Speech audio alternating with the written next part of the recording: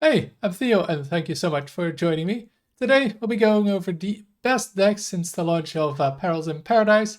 Now, as always, we'll have the 5 best decks and 5 decks that are also quite good but not quite top 5, and then 5 more decks from classes that don't quite have a deck yet or just are good because yeah, there is a lot of viable decks right now since Perils of Paradise launched a few days ago. So yeah, let's go over them. But before we do that, make sure to like and subscribe if you want to help me out and like this kind of content and yeah, help the channel grow. Now let's get started with the best deck I feel like at the moment. It's Painlock. Yeah, it looks kind of familiar, although it does have a few unique cards compared to last meta. First of all, we got the Party Fiend. It's almost a better Flame Imp, but we're still playing Flame Imp because we want to have it at self-damage. Really fits in this deck. We also got the new Cursed Souvenir. So yeah, going one of those 1-drops into this one is pretty strong. And yeah, you can get out those giants and the Imprisoned Horror real fast with this. Another new card is the Fearless Flame Juggler, which also works well with Cursed Souvenir, because it kind of sets that card up. And yeah, this can really early be like a turn 3 7/7 already. And yeah, that's pretty good. And then final card we have in this deck is the new legendary for Warlock. It's a Party Planner Vona. And you get Ouroboros, which is an 8/8. We can see here, which is an 8/8 taunt, and Death Rattle give him in your hand. Well, as Death Rattle summon this card. So yeah, you can keep going quite a bit with this Ouroboros and keep resummoning it. So good card for the deck. And Zilliax is as usual for the aggro decks is the Pylon plus the Ticking module. Now then, let's go to the next deck, and it's another very familiar deck. It's Flood Paladin, and yeah, it's only running one new card. Yeah, not a lot of people are playing this, but it's looking really good in the stats. So yeah, basically this deck has nothing new, but very strong. So definitely kind of a sleeper deck right now. And next up we have a very new deck, and it's kind of difficult naming this deck, but I like the name Donkey gave to it with Bonk Shaman. And yeah, this deck is running a lot of new cards. It's got all the Demon Hunter cards that we have due to the cookie. You can see here all the new cards. So we got Patches, Adrenaline Fiend, Sigil of Skydiving, Paraglides, Skirting Death, and Dangerous Cliffside. So yeah, using that tourist mechanic to the max. And yeah, what it wants to do, right, is with the early pirates. So you got Patches, you got the Adrenaline Fiend, Sigil. Just get on board, push some damage. You can buff them with the new Hosen Roughhouser.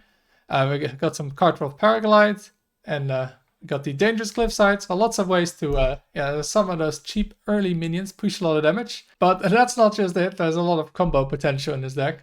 So right, we have the Adrenaline Fiends you can do with all those charging pirates. We've also got the Horde of the Windlord, the Wind Fury weapon. And yeah, there's a bunch of synergies. First of all, we got the Turn the Tides. We've got Skirting Death, so that can already be a lot of face damage, right? Like just one turn of Tides makes it 12 damage in a turn. But also this actually allows you to have an OTK in this deck. And what that is, I faced it myself yesterday, and yeah, it wasn't very fun. It is that you play Horde of the Windlord, you play the location, and then you play and then the next turn you use the location, attack, use it again, attack, use it again, and then you have 6 minions with 1/1s with charge, and then you play Thrall's Gift into Bloodlust, and that gives all your minions +3 attacks, so that's 6 times 4 damage, 24, and Horde of the Windlord itself is 6 damage, so yeah, that's just 30 damage OTK by itself.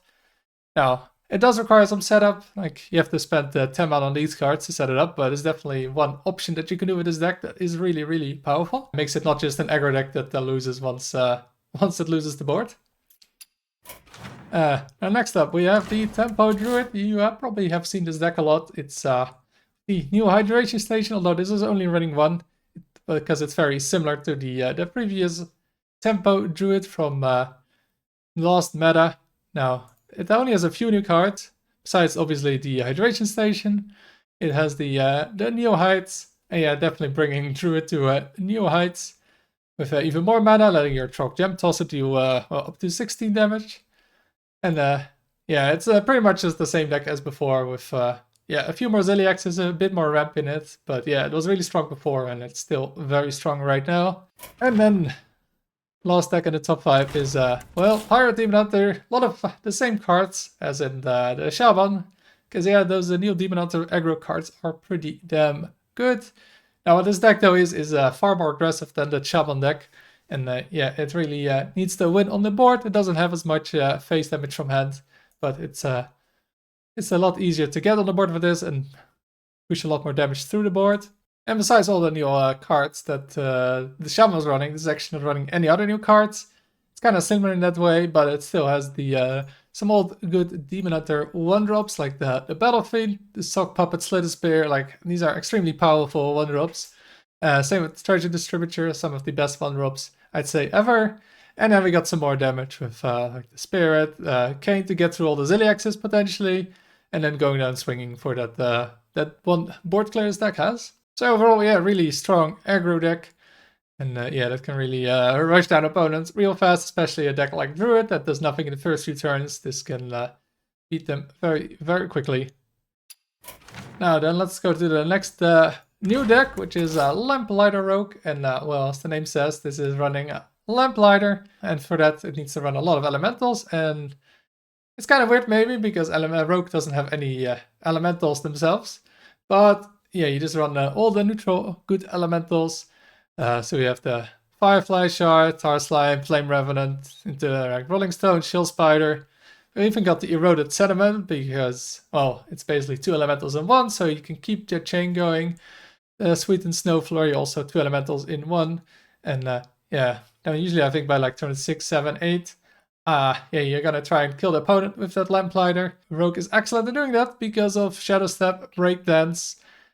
You've got Sonya, so you have... you can Lamplighter Shadow Step the turn before and then just spam a bunch of them with Sonya, and yeah, that kills pretty much anybody. It even has then the card Bounce Around that yeah, hasn't really seen much play in Standard yet, but yeah, it's just more ways to bounce your Lamplighter and push even more damage. The Zilliax we got there is not quite an aggro Zilliax as the other decks before, but it's just a perfect plus ticking module, so you yeah, you can just survive better against the aggro decks till you get to that Lamplighter combo stuff.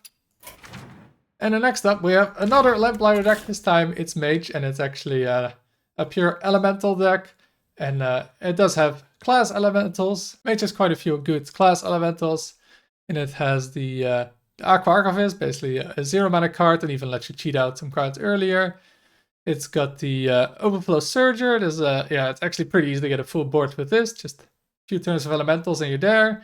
Got the Triple Wig Trickster, that could even be fireable if yeah, your opponent doesn't have a board. The Unchained Gladiator, a really, really good way to refill your hand. You also got the Sleet Skater to, well, survive until basically your Lamplighter, and then the Tainted Remnant to just push damage and play an elemental. So yeah, pretty much a full elemental deck. Even the 2 spells are basically elementals. And then I think the only one card that isn't elemental is the Saloon Brewmaster, because yeah, Lamplighter is insane. One of the best cards of this set, and yeah, you just want to bounce that. So that's why we're running one of these. And then the next one we have is Insanity Warlock, another old deck that got some new tools. First of all, we got the Party Fiend. Again, just better Flame Imp, but yeah, the 3 1/1s makes this deck a lot better as well, because you're also running Eat That Imp. So you got a lot of easy card draw, which sometimes this deck was lacking before. Also what is running is Tidespool Pupil, because, well, some of these spells are really, really powerful. Encroaching Insanity or Crescendo, right? Those are really those cards that you want to get multiple times. That's the reason why you're running Fizzle as well. And besides that, yeah, it's just the same old Insanity Warlock. Get that self-damage going. Maybe you can build the board with Crazy Conductor, and then eventually just burst your opponent through Encroaching Insanity and pop card plus the Crescendos. And the next deck we have here is, well, possibly the most popular deck in the first few days of Perils in Paradise. It's the Zilliax Warrior. Yeah, it's fallen down a little bit though. You might have expected this to see in the top 5 decks, but yeah, the meta has significantly changed in the past few days and probably will continue to do so. But it's still a very good deck, and of course that's because you get to use the Zilliax, the Virus plus Perfect Module multiple times. Now you'll see in this deck though, it's not running Tidespool Pupil. I'm not sure if it's better or not, but this deck had a pretty good sample size with a pretty good win rate. And yeah, what it is running though is the Zola to copy the Boom, because you're running the new Druid cards in New Heights, Trail Mix. Sleep Under the Stars. And yeah, that makes it a lot easier to get like an extra copy of Boom. You also got the Fizzle to get even more hydration stations booms if you have the time for that. Obviously the Marin is pretty amazing, and you got Ham, but yeah, you're mostly running that for those Druid cards, and then maybe you get lucky sometimes. And it can also be like a third taunt to resummon with Hydration Station, although yeah, you much rather get another Zilliax back. And then the next deck we have here is the Rainbow Death Knight. I've been playing this a ton and trying a ton of different versions. Now this version actually I haven't tried yet, but I put up some real good stats, so that's why I'm putting it here. I also had a video on this Rainbow Death Knight if you want to watch that. So if you're interested, make sure to watch that one. And yeah, this deck has a bunch of new cards. It's got some more early game now with the Dreadhound Handler. Really amazing to like take care of those 3/2s on turn 2 and get a bunch of corpses that you can then use with the Corpsicle to consistently push that damage. Really nice. We got Gorgonzormo for more minions, and the great thing about this is you can buff all those minions, extra tokens that you get now with new cards with Eliza Goreblade, which for the rest of the game gives anything you summon +1 attack. So yeah, this especially makes the smaller minions a lot better. For example, a card like Ghoul's Knight, yeah, this goes from just 5 attack to 10 attack. And yeah, if your opponent doesn't have a board, you just Pyroblast them and get 10 damage on board that they have to deal with, so pretty good. Also amazing is the new card. Even better is the art. But yeah, this can be up to 15 damage. And it's really easy to reset because yeah, if you play minions, and this deck does play a whole lot of them, yeah, you got to use this pretty quickly. And besides that, yeah, we just got good old Aresga, the best card in this deck. And of course, the Zilliax is the perfect plus sticking because yeah, you have a lot of minions that you summon, and that one is pretty cheap when you do that.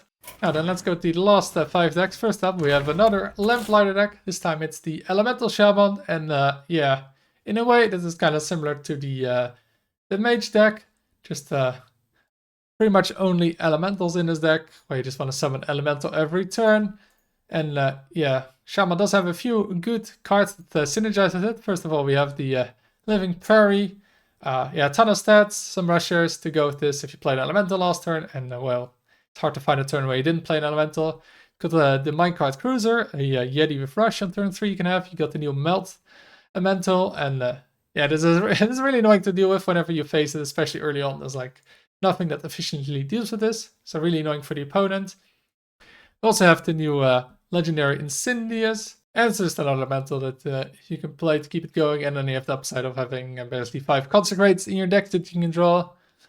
With something like Magatha, because it's cast when drawn. Now, we also have yeah, the late game finisher in Scar, which is yeah, 1 damage for every elemental you play to everything. Sounds like you Lamplighter every single minion, and well, we know how good Lamplighter is, so yeah, this is insanely good. Just clear the board, push a lot of damage, and get a 7/7. What is not to like? Now then, we go to the next one. It's the Concierge Druid. Now, first days, it seemed like Concierge Druid wasn't that good. Was hyped a bit up because yeah, could get some really early OTKs, but it's coming back. And why is that? It's because it's now running the Dragon Shell, just like in Tempo Druid. Turns out those dragons are pretty strong. Of course, you have the 1 mana Gift Red Whelp. You have the ramp with the Splish Splash Whelp. We got the 0 mana Desert Nest Matron, the Kaya Drake to draw some cards and have spell damage, whatever is best. And we have so a very cheap rusher with Taunt Lifesteal. And yeah, what those dragons allow you to do is just keep up tempo in the early game. So you don't fall behind, unlike that other deck that just wasn't really fighting for board. This deck really fights for board, and then yeah, your OTK might be a bit slower, but you're a lot more likely to get there. And what is that OTK? Well, it's pretty easy. It's a Concierge. You buff it with the Go with the Flow, because it's 0 mana, because it's a mage card, and then you spam Sea Breeze Chalices. Now, if you have 2 of them, that's 6 drinks, and with 2 spell damage, that's 24 damage. However, with a card like Tidepool Pupil, you can get the full 1 back, so that's another 12 damage that you can get back, or you just have more spell damage, because you have the Magical Dollhouse, and yeah, every spell damage ramps up that damage by a lot, and we also have the Kaya Drake, and you can even have Mista Vista played earlier, that if you somehow don't kill the opponent, well, then this just replays all those chalices, and you even get a bunch of drinks again in your hand. So lots and lots of damage in this deck. And also the AAECAZICCJ we have here is the Twin plus Perfect. Why? Because, well, again, we want to survive right until it OTK, and we've got the Turtle and Traveler to tutor that card and yeah, play it probably by like turn 5 or 6. And yeah, then you kind of heal the full by that turn. And it's pretty good, healing the full while developing a board. Alright, and the next deck we have is a Priest deck. Yeah, Priest has not been very good. The cards haven't been very good that Priest got. So we're just going back to the old deck of the Raven Priest, though it is playing a few new cards due to, well, Chill and Vol'jin, which lets you play the hunting cards, which are kind of just better than the Priest cards. That Priest got this set. We can see here what cards we're playing. So we're playing the Trusty Fishing Rod and we're playing Sasquatch. Why is that? Well, with the Trusty Fishing Rod, we get to summon those 1-drops. Because in the end we want to play Zarimi, and summoning those dragons we have as 1-drops early is helping a lot. Also a nice thing in this deck is that you'll never be running out of 1-drops because you got the Adaptive Amalgam, and what that means is, yeah, even if you drew all the 1-drops, played them, yeah, when this dies, your Trusty Fishing Rod still works and still gets you something on board. Also it's running the Neil Lorraine Soup Fancy to potentially get some more dragons or maybe more Amalthuls, more Thirsty Drifters with 0 mana, so that can be nice. And the last new card we're running is the Gorgon Zerbo, because, yeah, we're a board deck, and yeah, that's pretty good. Also, if you can like save up this cheese, stack it up to like some high cost minions, and then you play the same turn with Zarimi, and yeah, you potentially almost OTK the opponent with just those 2 cards. But depends on the game if that's worth it or not. Now then, the next deck we have is the Secret Hunter. Yeah, Hunter also isn't getting played a lot, and it was kind of tough to find new Hunter deck people were playing, but yeah, this deck, at some decent stats, you can definitely get Legend with it. But yeah, it's kind of similar to before. It's not running any new cards, but yeah, it seems like yeah, the Hunter set has been almost better for Priest than it has been for Hunter. So yeah, if you want to play Hunter, this might be the deck to go. And yeah, the AAECAZICCJ we have here is the Haywire Power Module. So yeah, get this out early, and then if your opponent doesn't deal with it, you probably won the game. Especially good if you have a card like Bane and Switch, where they try to attack into it, and then basically give it +6 attack for the next turn because they can't kill it afterwards. And then the final deck we have is a Rogue deck. Also not a very new deck. It's the Excavate Rogue. Now this deck, it may not actually be the best to climb to Legend with. It doesn't have the best stats, but it's a very common deck at high Legend. So what that means is, yeah, there's a lot to improve with this deck. A lot of decisions to make. A lot of ways to use the random. So if you like to spend some time on improving with the deck, this is definitely a great one to do so with. And yeah, every game is very, very different because of all the random that you get through the various tools, like the 4th Excavate Reward, the Scorpion. Got other cards, right? Stick Up, Carriage of Migration, Valorok. Well, you probably already know it. It's pretty similar to before. The 2 new cards we're running now, though, are Maestra, Mass Merchant, and Party Fiend. And Party Fiend is, of course, just a 1 mana 3/3, so that's pretty good to fight for board early on, because that is what Rogue was kind of struggling with to survive until you got to, well, a crazy late game. And what it also does is allow you to potentially play like a Valorok very early on, because it's a Warlock card. Well, it procs the Valorok, so you could potentially go turn 1 Party Fiend into coin of Valorok. And yeah, that can definitely win some games.